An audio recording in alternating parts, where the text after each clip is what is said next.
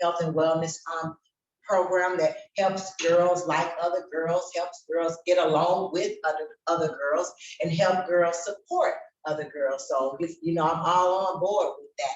So we also partner with the universities around St. Louis, so SLU, Washington University, and we bring those practicum students in that are majoring in social work, and we use them to facilitate our RISE leadership groups. And those are social emotional groups that focus on competencies such as anti-bullying, self-esteem, building healthy relationships, setting boundaries, and things like that. So we really try to take a holistic approach to ensuring that not only are we preparing them academically, but socially and emotionally as well.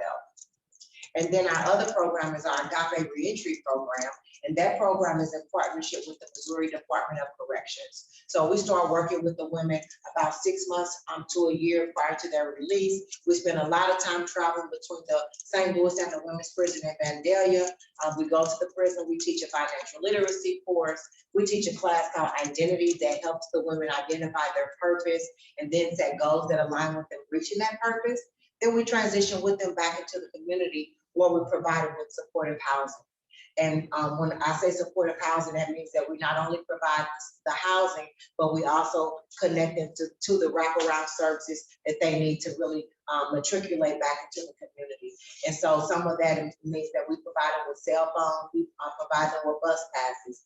We make sure that they get connected with the therapist for mental health needs. We make sure that they take advantage of now the new expanded Medicaid so that they have insurance and can access regular medical and dental care. We make sure that if they have any high-risk needs, outpatient substance use classes, we provide those.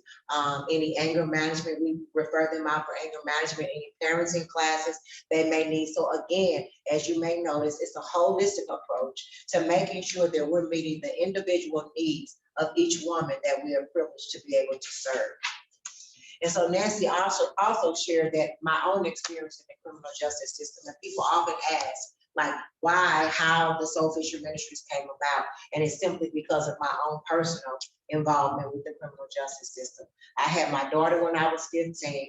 By the time I was 17, I had 9 felony convictions. By the time I was 19, I was making my first trip to prison and cycled in and out over a span of 20 years, because once you get the mark of a felon, it becomes almost next to impossible for you to regain your footing in society, for you to participate in equitable ways in society. And so that was my lot in life for about 20 years until as she shared, I contacted a guy at the college who supported me along the way, and many more people have joined that support, and I have a huge network of support, including my dear friend Chris Schmeeds, who is here tonight, that really love on me, that really support me in ways that I never even dreamed that people could or would support me. And that's the same thing that the Soul Fisher Ministries tries to do for the youth and the women that we're honored to be able to serve.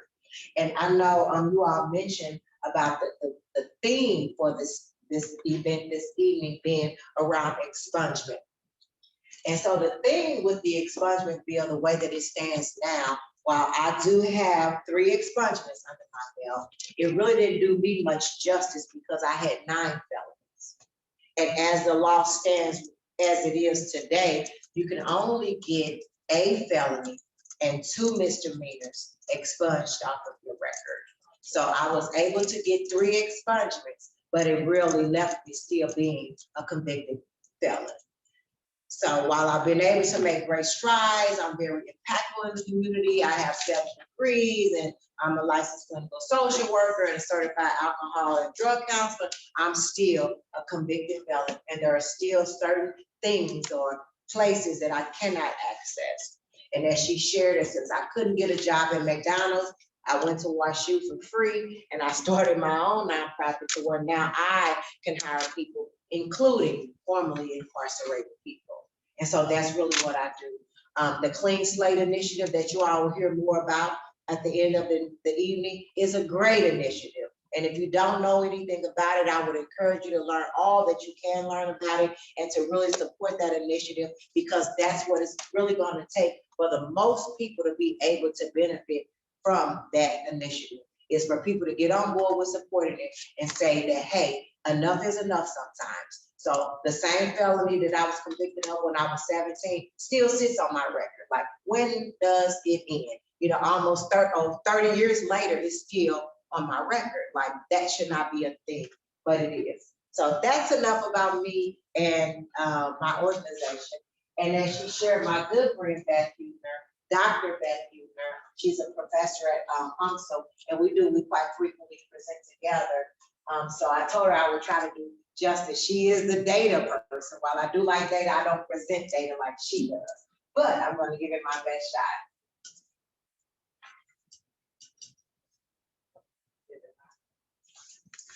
You turn it on. You might have to point it. Thank you. And so this is looking at how many people are actually locked up in the United States. And as you see, there are a lot of people locked up in the United States. Does it cover? Yeah. So this represents the number of people that are locked up in state prisons. And it even breaks it down by the type of crime. And then these are the local jails, the federal prisons. And then over here, you see how many youth are locked up. And another thing that is important to think about when we're discussing youth is the fact the number of youth that have life without parole.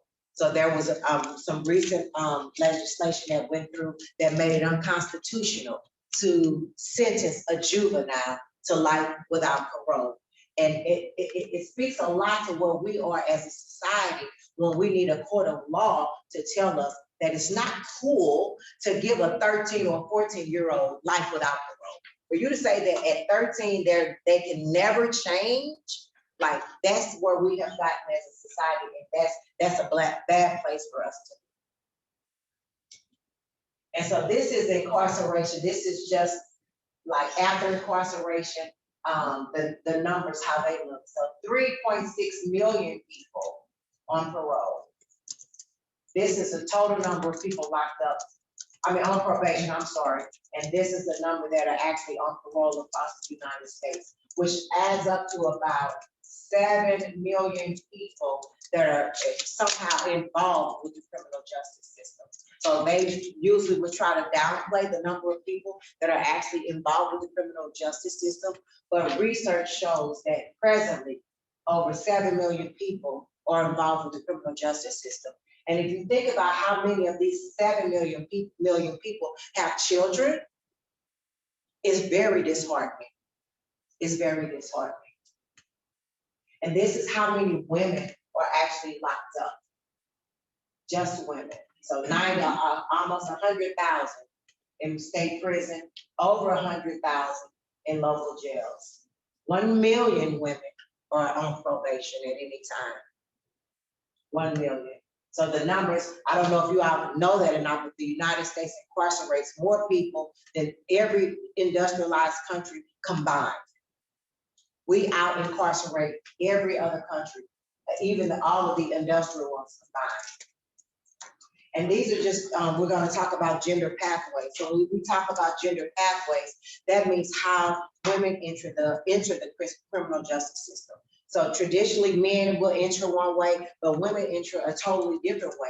And most oftentimes, when women enter the criminal justice system, it's more so as a result of some type of trauma, mental health issues, or drug and alcohol issues. Like, they're not known to be really violent, people. So sometimes they do go, but most oftentimes when a woman winds up in prison for murder, it was because of a domestic violence situation. So they killed their abuser or something like that. Or they killed their rapist, something like that. Not just because they woke up one day and said, I'm gonna go out and just commit murder. Oftentimes when women wind up in prison, it's because they have mental health issues. And if they don't have insurance that helps them maintain their mental health issues by, being cost effective for them to have their mental health meds, they use alternatives to try to maintain some semblance of, stable mental health wellness. And that usually means they're using illegal drugs. So that's another way that women enter the criminal justice system. But not normally, it's not going to be the way that men enter the criminal justice system. And then when we talk about some of the reproductive differences of incarcerated parents and their children, a majority of state and federal people in prison report having a child under 18 years old. 46% of these parents report living with their children prior to incarceration. So contrary to myths that think that, most people that are involved with the criminal justice system don't maintain custody of their children, that's really not true. So over 20 years, I've never lost custody of my daughter. I maintain regular visits with my daughter. I maintain regular communication with my daughter. I co-parented with her dad. It just happened to be that I was in prison and he wasn't. He was the caretaker at home, but he made sure that I was involved with every decision that was made concerning her. When she got report cards, I got copies of it. When she got papers, like 100% smiley faces, he sent those papers to me so I could participate in that. So it's a myth to believe that all incarcerated parents don't have custody of their children. 336,000 households are affected by the incarceration of a parent. So I know we get so caught up on carting the criminal off to prison that we forget about the other people that also, are impacted by the loss of that parent. Just for example, if it's a man, oftentimes that man was like the breadwinner in the family. It's the same with people that aren't involved with the criminal justice system. So when that man is carted off to prison, that leaves the woman to kind of fend for herself and the children, which leads her to do things that might even land her in prison or just living her life of poverty. On average, parents are expected to serve 80 months in state prison and 103 months in federal prison. Just think if you had to be separated from your kids for 80 to 103 months. What it does not only to the parents, but also to the kids. And so often the kids are kind of forgotten about. I call them the silent victims, the forgotten ones, because we rarely think about the impact of incarceration on the children. 60% of mothers report weekly contact with their children by phone, mail, or letters. And that's surprising to a lot of people because, again, myth leads people to believe that most people involved with the criminal justice system lose custody of their kids to foster care. And then now we're going to talk about some of the trauma. So what is trauma? There's gender trauma. We talked about that. 75% of the women in the criminal justice system have had physical, sexual, or some other type of violence, which is, of course, trauma. Female pathways to the criminal justice system, 1/8 of men have been sexually assaulted. And I'm pretty sure that the number is quite higher than 1 in 8. And why would we think that that number is so lowly reported? Not reported. It's just not reported because of shame and guilt. I don't want anybody to know that I was sexually assaulted. It's more reported than with women, but I believe that number is substantially higher. Exposure to trauma, families, community, and incarceration. So women experience that trauma in many, many ways. Through family interactions in the community, and through incarceration. A lot of people think that incarcerations or prisons are pretty safe, right? But that's a traumatic experience. Being ripped away from your family, isolated away, because if you think about it, there are no prisons in St. Louis, right? And so the thousands of people that go to prisons from St. Louis each year are shipped away from their families, either an hour and a half in Vandalia, Missouri, or 4 hours away in Chillicothe, Missouri. That in and of itself is a barrier to maintaining contact with your family. So that's a traumatic experience. So a lot of people forget that incarceration itself is a traumatic experience. PTSD, and a lot of people have been diagnosed with PTSD after having come home from prison. There's substantial variation across studies. Some say that in the U.S. correctional population, about 5 to 10% of the population have been diagnosed with PTSD. Self-reports say that about 16% of men and 31% of women. So when self-reporting, you see how much higher the numbers are, all because of the involvement with the criminal justice system. So we have to remember that these people are the same people that will be coming back to our communities, because 95% of people that go to prison, they come home. A very small percentage of people that go to prison will be there for the rest of their lives. Everybody else is coming back to the community. So it's up to us to decide, how do we want them to return back to our community? And when they get back to the community, how are we going to be able to support them to make sure that they're contributing members in our community? This is a thing that St. Louis City has called Shots Fired. How many have ever heard of that? It's where they can tell where gunshots are happening around the city. And you can see the numbers get really, really concentrated in certain areas. And most of this is the St. Louis hotspot. Where would you guess it is? North County? North St. Louis, the city. So you close, but it's the north side of St. Louis, the city. Yeah. A mark of a criminal record. So I've been already sharing a lot of it. It's definitely the economic marginalization. And all of this kind of leads to the Clean Slate Initiative and why expungement and the Clean Slate Initiative are really going to be so important. Incarcerated women generally experience more difficult economic circumstances prior to incarceration than men prior to entering prison. And why would you want this? Mothers. They're mothers, they have to care for the kids. Hey, yeah. Less job opportunities. That fewer job opportunities, and when they do get a job, it generally doesn't pay as much as men get paid for the same job, right? Only 4 in 10 women were employed full-time prior to arrest versus 6 in 10 males. About 37% of incarcerated women had a monthly income of less than $600. $600. Nearly 30% of incarcerated women were receiving some form of social or welfare assistance versus 8% of men. These are some barriers to employment.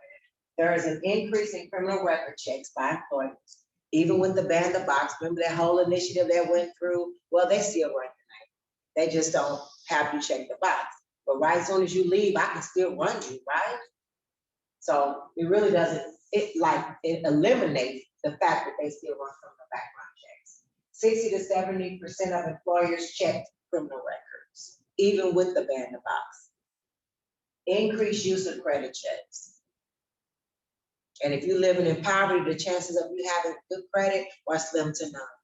So these are just barriers and that keep people from actually accessing quality jobs where it's upward mobility is a possibility and livable wages as well as benefits. Some of the legal restrictions to employment for certain classes of individuals with a felony record. So there's certain licensure restrictions. So when I applied for my LCSW license and my alcohol and drug counselor license, I had to send in I had to go around to each police department from the 80s and write an explanation and get an exceptions letter from the Department of Mental Health. But it was important enough for me because I know that God is using me as a trailblazer to set the way, to pave the way for other people that have been involved with the criminal justice to come behind me and know how to work the system to be able to get in places where they wouldn't necessarily be able to access previously. And so I had to do all of that just to be able to sit for the clinical exam and the drug and alcohol exam. But I did. So barber and healthcare, childcare, real estate licenses, these are some that really have tough restrictions. And you wouldn't think to be a barber, to cut hair, some of the restrictions really just don't make sense. There's bonding and insurance issues.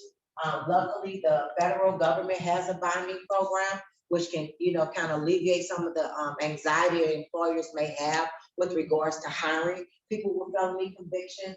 And then sometimes, and we're dealing with this with one of the women in our reentry program where she can't get her driver's license because she owes back child support. Because she couldn't pay child support because she was in prison. So where's the logic? So all of these barriers, all of these collateral consequences that come along with being involved with the criminal justice system that the average person just really doesn't even think about. And so now we're trying to work with her if she can get on some type of payment plan, even though she's not employed, I don't know how a payment plan works when you're unemployed, so that we can get her a driver's license, so that she can get a job, right? And when they can't find work, formerly incarcerated women of color are often relegated to part-time jobs. So that's what you can see here, like for Hispanic women, about 70% of them have full-time work and 25% part-time. This Black women, Black men, white women, white men. But you see this, the number for the Black women is always gonna be higher for some reason.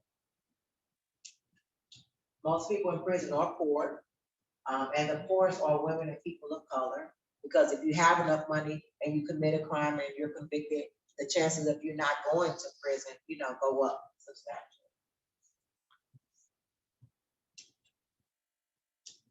And this talking about like fines and fees. So poverty in the community is huge. Poverty pervades the life. 49% of individuals living in poverty in St. Louis at any given time. Concentrated poverty, you can see it like these areas, and again, you can guess like where these areas are in St. Louis. Like what's probably this area over here? Central Hills. Yeah, somewhere, because it says about 0.8 to 25% Black in this area, right here, down here, over here. That's probably like Chesterfield, parts of South County. Oh, say St. Louis City. Yeah. So what area would this be? St. Louis Hills, Holly Hills. So it's not that many Blacks over there? Oh, wow, I wouldn't know that. And I'm also not a city girl, I'm a county girl. I would never guess that. So this is all St. Louis City, so this probably what the north side. Yeah. Oh, wow. This Beth stuff, I told her she know all of this stuff, she lives this stuff. And then poverty has implications for all aspects of life. I mean, all aspects, health, education, employment, job mobility, wealth, asset building, all of that. There's this thing called the cycle of poverty. Beth was here, she could tell you all about it, but it means that like poverty is cyclical, generationally, unless somebody comes along and says, you know what, I'm gonna do something to break this. Because you do hear sometimes about like people that make it and become extremely rich and wealthy, talk about how they came from poverty, right? But that's far few and in between, because most oftentimes they're gonna be stuck in that cycle of poverty, and it runs generations. And then this about legal fines, and this just separates how like stuff that people have to pay fines, and you're expected to pay, like this is Missouri, the average fine, incarceration costs that you pay for being incarcerated. So like some jails, and I think it's some big lawsuit. Did you all hear about that? Where Maplewood and some of the other municipalities that have to pay back all of this money that they charge people for incarcerating them. So they will keep you in jail for 30 days and charge you $10 a day because you couldn't make bond. Well, if I can't make bond, I'm gonna give you $300 when I finally get out. And so that's what this is talking about. And they have the surcharges and all of these other charges that you have to pay. And so now, moving on to my portion about why we matter. So I always include myself because I am a formerly incarcerated woman. And so I always start with education because that's what gave me my leg up, was education. And I truly believe that education is power. Knowledge is power. And so that's why we put such a huge focus on education in both of our programs. So our after school program is strictly educational. Our reentry program, the E, Agape Reentry, that's the name of it. The E stands for education. It's a program of education. So we're educating them financially, we're educating them mentally, we're educating them socially, we're educating them economically. We want to make sure that they have the education that they need to be successful in their own communities. And that's really all that we do. and that education that we give them empowers them to take back control of their lives. Chantel, Mhm. pardon me, were you raised in poverty and did you drop out of school? No, when you had your I child? wasn't actually raised in poverty. I had two parents. We weren't rich, so my mom worked for the railroad, my dad worked for the post office. So, those are two, amazing jobs. So we were definitely not poor. We weren't rich, but we definitely weren't poor. And when I had my daughter at 15, that was the only thing my parents paid for was daycare so that I could go to school and not have to drop out. And because education had always been like the thing in our home. So if you did well in school, you could basically do whatever you wanted to do, which was my downfall. So I graduated when I was 16. So I graduated extremely young. Yeah, I was always advanced. So no, I didn't. And when I went to jail the first time, that's part of the reason why I wound up getting 9 felony convictions at one time, because my parents didn't know anything about the criminal justice system. They were just two working parents trying to take care of their kids. And when the lawyer told them, if you want her to come home today, just tell her to go in and plead guilty and they'll run it all together and she'll get to come home. So what do you think they told me to do? You go in there, you plead guilty today so you can bring your butt home and get your baby. Because they had my daughter, right? And so they failed to tell my parents that once she pleads guilty, she'll be a convicted felon for the rest of her life. That's the part they left off. And they didn't know the questions to ask, right? They just wanted me home because I'm 17, right? And I don't belong in jail. They know that, but the system didn't know that, or they didn't care.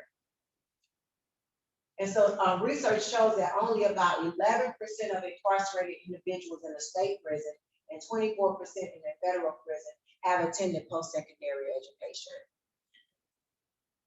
Post-secondary education. As of 2015, the general population stood at 59%. And so to piggyback off your question, and me, like graduated at 16, I had always been kind of like extremely smart, really gifted, which is how I was able to come out and in a matter of 7 years, acquire 7 degrees and 2 licensures, right? But they don't really care about that with your personal color.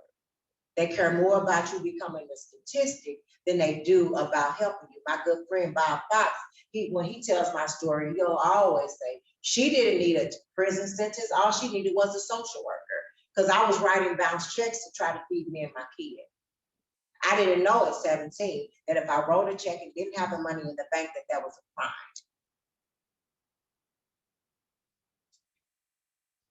Horace Mann wrote, education then, beyond all other devices of human origin, is the great equalizer of the conditions of men, the balance wheel of a social machinery.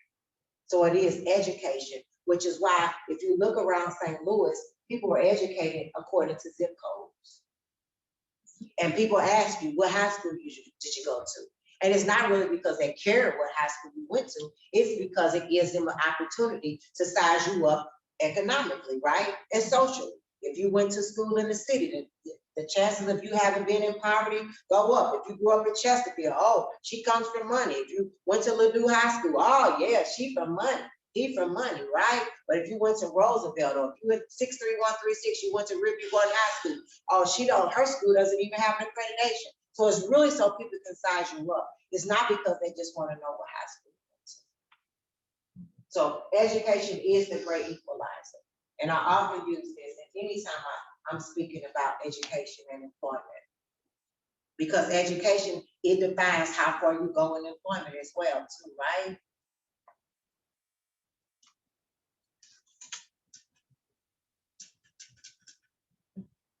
I just put a new one in today. We just change it. Oh, Oh, it's saying something over there.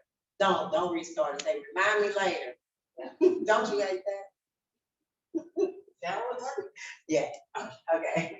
So some myths about hiring the justice involved. You know the saying, once a criminal, always a criminal. I heard that all my life.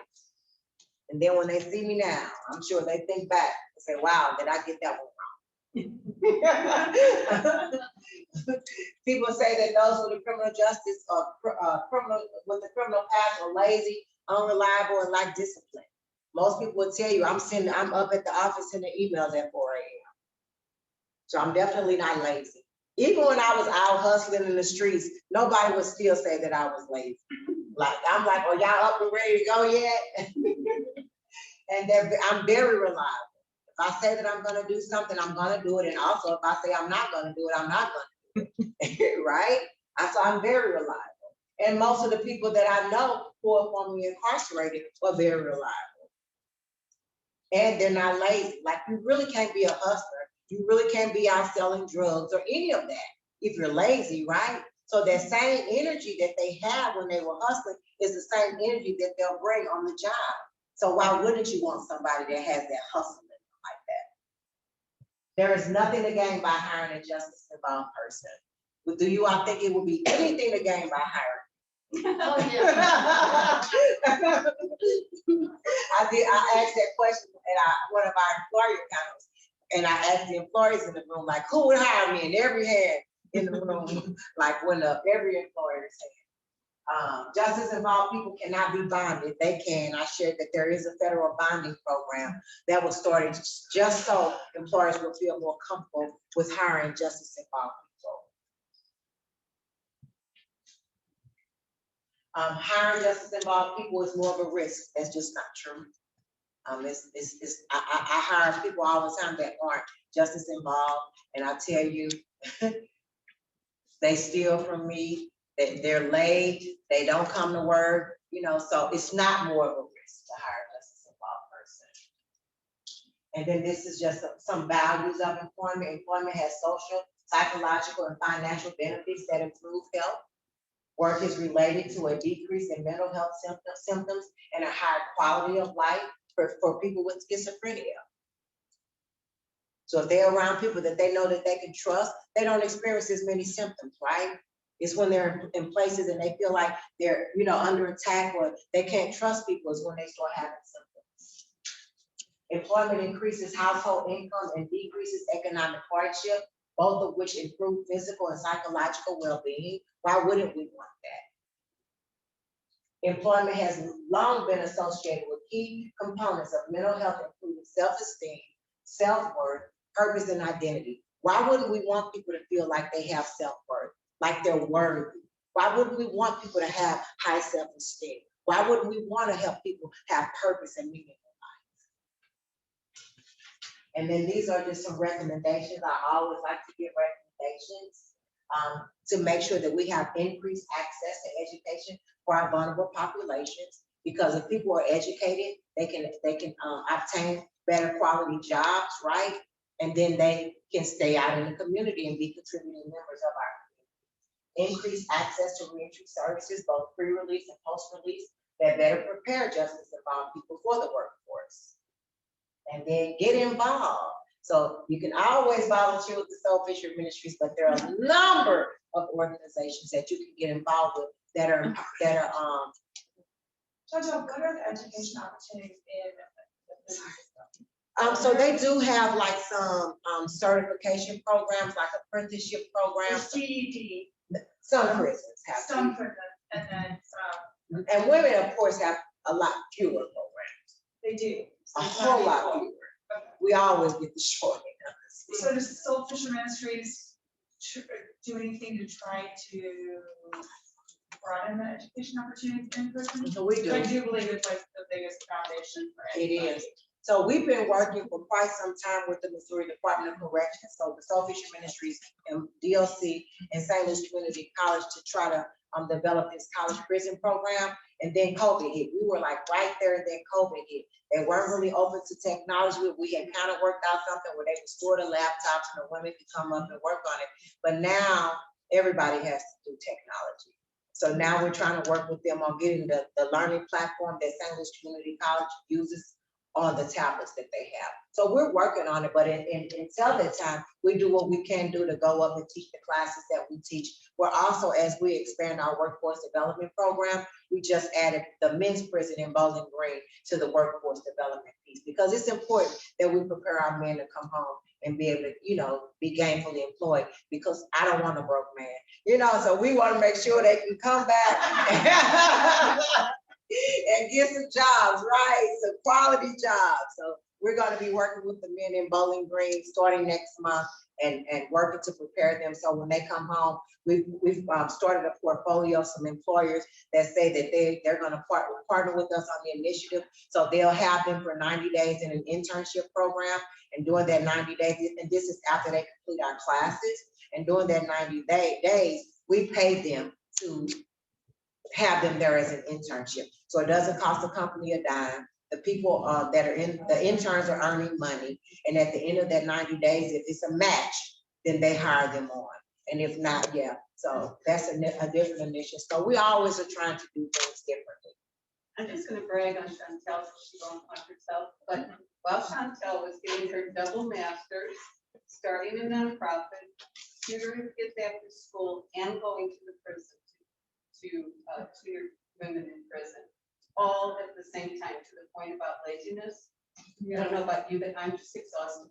Like, No, I think people obviously should need sleep, which is so I'm jealous. But yeah, that's awesome. And then if I happen to have a couple more minutes, can I pull up one video? Will we be able to hear video? Take your time. I don't know if it's set up or not. You can try it. I always tell kids too, nobody can take your education from you. No, exactly. You own it, it's yours.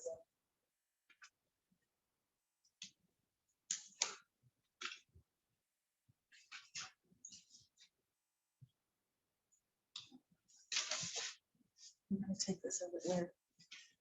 Well, she says that. Yeah, she does.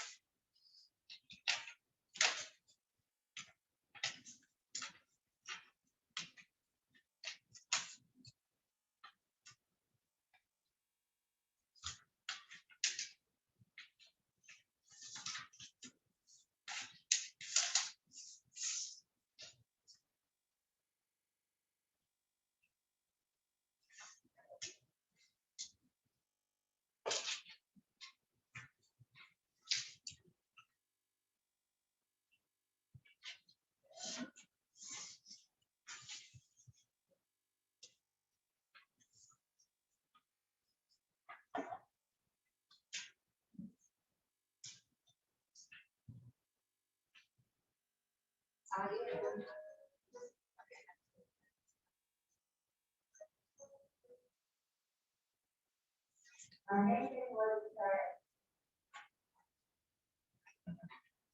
don't know where it's coming from.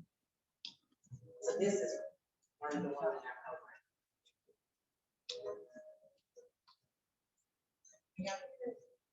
yeah.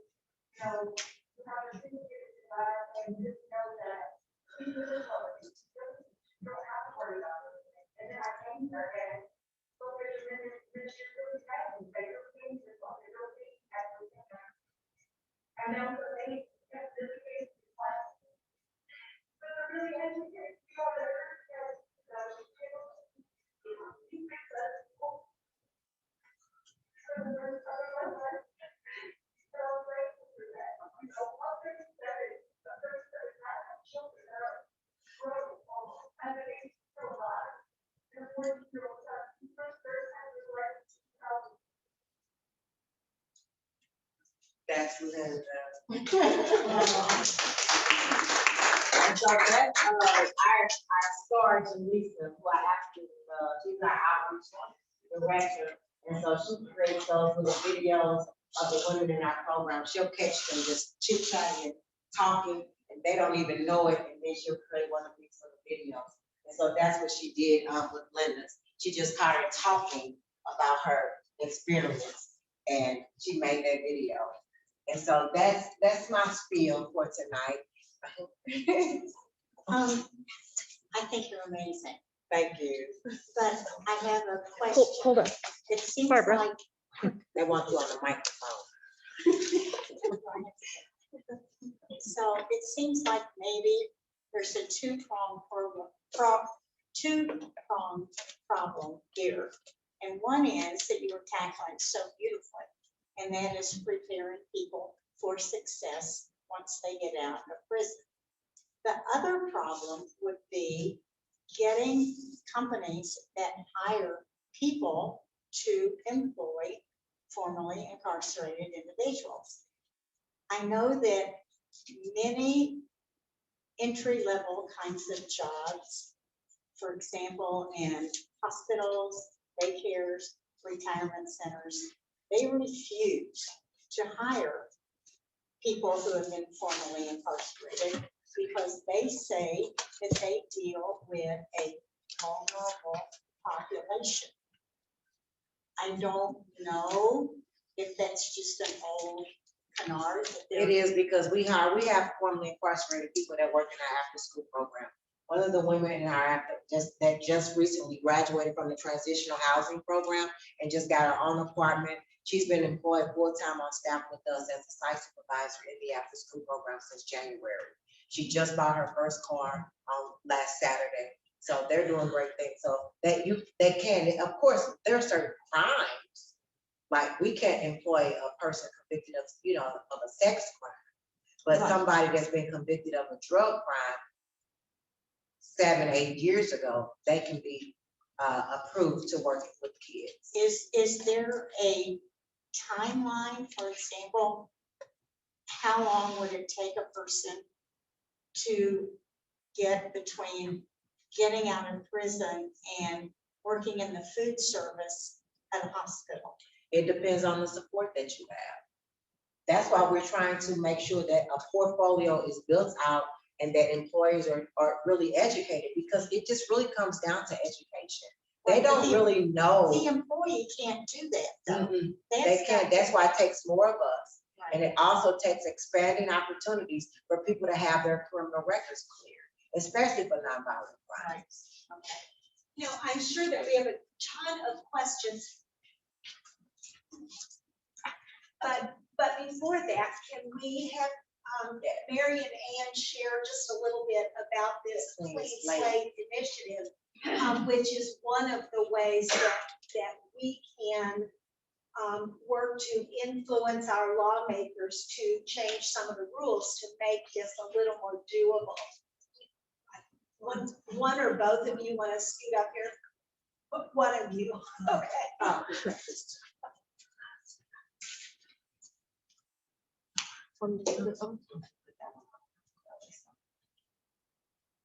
Thank you. Okay, can you hear me? Here? That's really for the people online. Okay, yes, okay. So I want to talk a little bit about the Clean Slate Initiative, and it's come up because it's so important. And it's going to make such a difference in people's lives if we can get this to happen in Missouri as well as in the rest of the country. But certainly we're focused here. So what the Clean Slate Initiative is about is that it's really what Chantal was talking about, that a criminal record is a life sentence to poverty as things work now. Because if you have a record, and this was something that was new to me when I started to learn about this Clean Slate Initiative it's called, is that even if you have a criminal record, even if it's an arrest without a conviction, it means you have a record.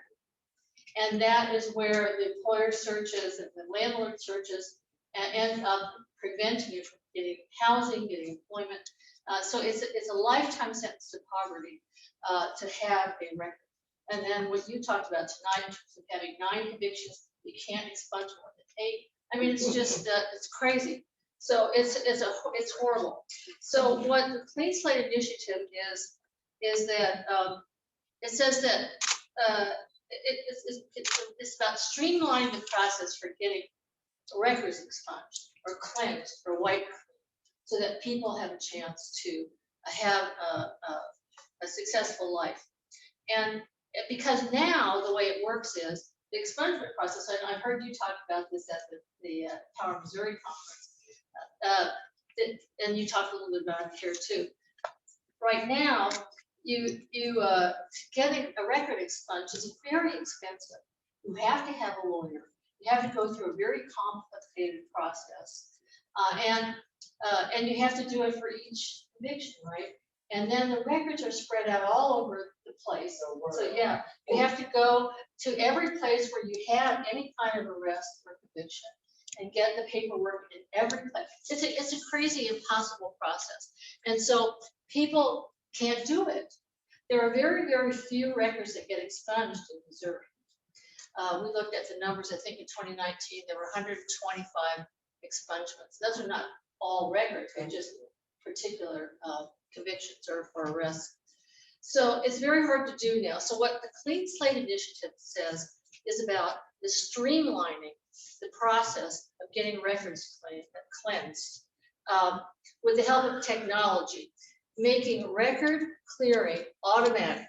Once someone has remained crime-free for eligible nonviolent convictions for a set period of time, regardless of whether they can afford a lawyer or court fees.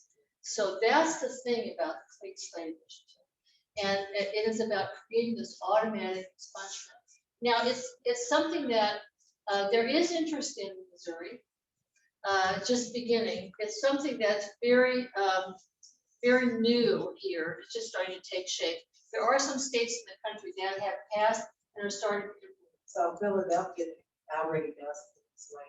Philadelphia. Within the first couple of years, over 1 billion people had their records automatically cleaned, and they saved tens of millions of dollars by not having to maintain those records. Yes, and that's what I think that's where some of the interest comes in supporting it. It saves money for the state, so you can get some. We have bipartisan support for this. Yes, so yeah, so that Philadelphia has implemented it, cleansed 1 million records in the first year, he said. So there have been some successes, but it's still very new, and so I think it's something you're going to be hearing about more. Missouri is just beginning to tackle this. There has been the very first bill filed on March 24th, HB 2320, and we'll have some more information about this in the Missouri legislature. It has no chance of passing this year, but as I've been learning through the Empower Missouri folks, you have to get it started. You have to build support. And then eventually, because there is some bipartisan support here for it, eventually we'll be able to get, hopefully, a whole Clean Slate Initiative passed and implemented in Missouri. It will take time, but it starts with, letting like we need to let this person know whose bill it is, Senate Representative Michael Davis. And we need to let him know that we support this bill. And then that'll give him something to stand on if he is willing to bring it back next and then build support and build support. But that's the importance of the Clean Slate Initiative. And we will be letting you know more. You have a one pager on your chair, more about this as things come up and there are bills to support. But Women's Voices is working on this, is supporting on it, supporting this Clean Slate Initiative. Mary, did you have something else you wanted to share? There's so many things we've been learning as we've been researching this. Here, let me get this. But this is for the online people. They can hear you online. Okay, one of the things that we were working on this clean slate was that we realized also that even this clean slate, probably expungement, it requires usually a 1 to 3 year waiting list for that. And meanwhile, there are all these regulations and state statutes and federal laws that create barriers for employment, housing, etc. So Dr. Huebner directed me to the National Inventory of Collateral Consequences of Criminal Conviction. It's a long word. And so I looked up from Missouri, and I looked only under occupations. I did not go into any of the other groups. And I came up with a list, pulled out from there, of all the occupations that are affected in some respect by areas, rules and regulations and statutes. Now, some of these are very, very minor. Some of these are mandatory exclusions. And then some of them have certain degrees of discretion, etc. But I'm not passing this around because I'm an amateur researcher. But it's really, really impressive. And this kind of list of the occupations that have barriers to them. So hopefully there are a lot of states around the country that are starting a fair chance reform, regulations reform, or licensing reform. And I think that seeing a little movement on that regard too in the state legislature, although I had to kind of chuckle, I guess, at some of the bills that have been introduced along that line. One of them, we're getting kicked out of this, would allow felons to run for office after 7 years of discharge. Well, on the other hand, they're going to make them wait 7 years to run for office. Another bill is allowing felons to have concealed carry permits immediately after discharge. You can have a gun. But if you run for office first and then become a felon, that's right. Yeah. You didn't want that out.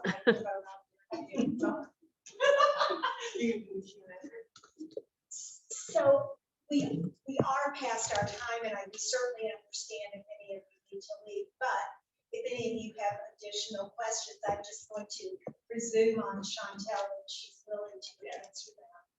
And one question that came up for me in your presentation was that I'm not clear on the distinction between probation and parole. You were talking about the number of people who continue to be impacted. So the difference between probation and parole, generally probation is under the supervision of the judge still. And so they maintain custody and control of that file and that person. Whereas parole is somebody that has already been sentenced to prison, and the parole board has issued them a parole date for them to come back into the community. So that's a distinction. Sometimes a person on probation can make contact with the criminal justice system, or the prison system, but it's usually going to be on a shock probation. So they send them up there for 90 or 120 days just to kind of shock them and let them know, wake up, or this will be your reality. And then they still come back out on probation, and the judge would still maintain custody and control of that case file. It seems like you provide a lot of great services. but I'm- Wait, please. Just for the tape. It seems like you provide some great services, but I'm assuming you're not serving every woman who comes out of prison. What's the kind of percentage of families or women in contact with substance abuse as great as yours? And so what's the unmet need, I guess? is what So I'm- there's a tremendous unmet need. So we can only serve about like 30 women at a time. About 1,300 return to the St. Louis community each year. St. Louis, so that's not all the women that get released across the state of Missouri. That's just the St. Louis, about 1,300 a year, and we can only serve 30 at any given time. How about voting? Voting.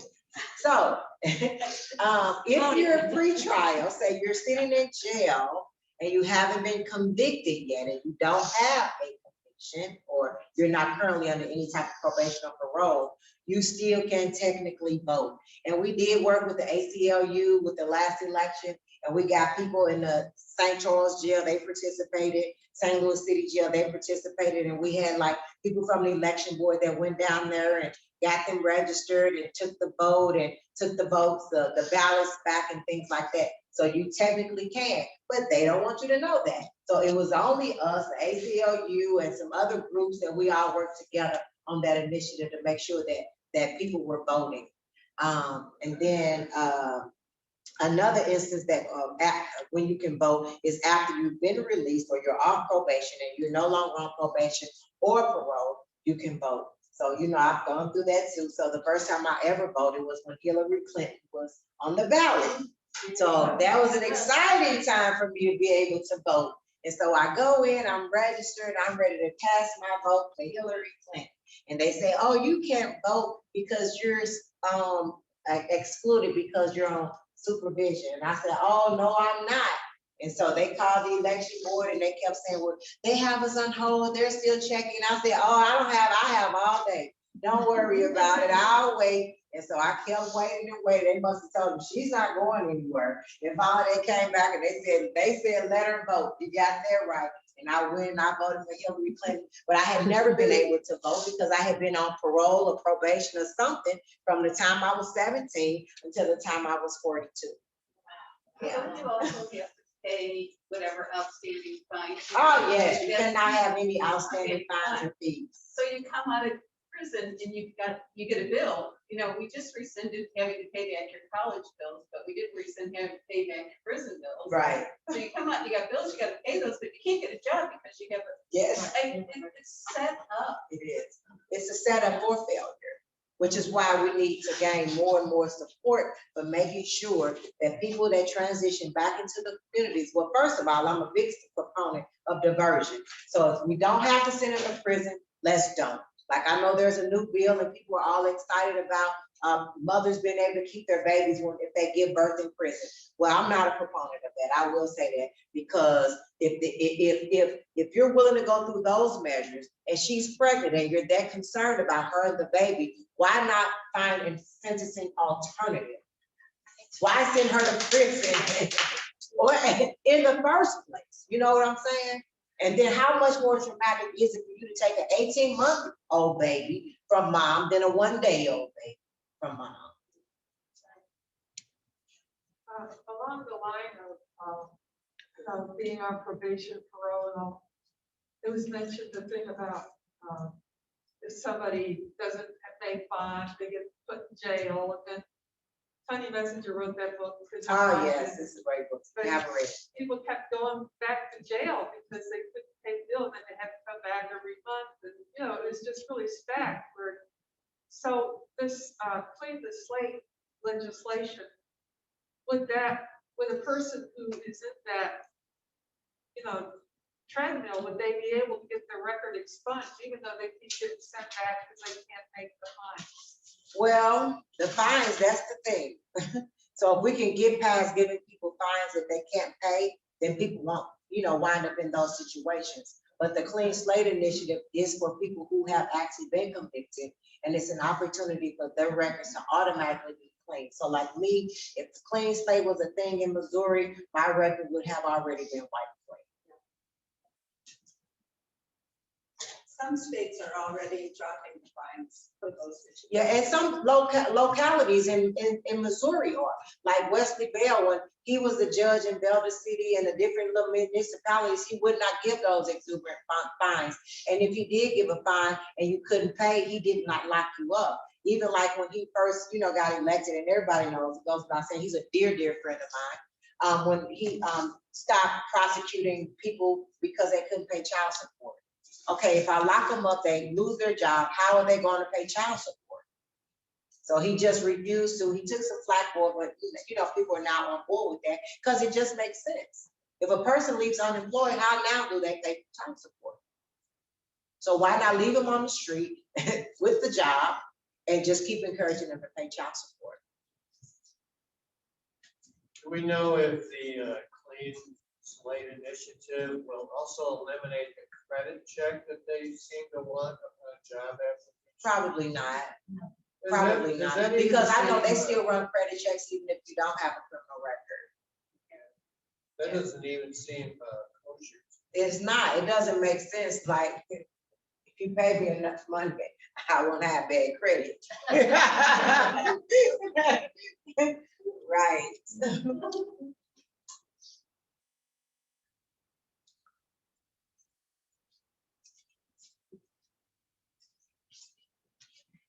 With that's it for questions.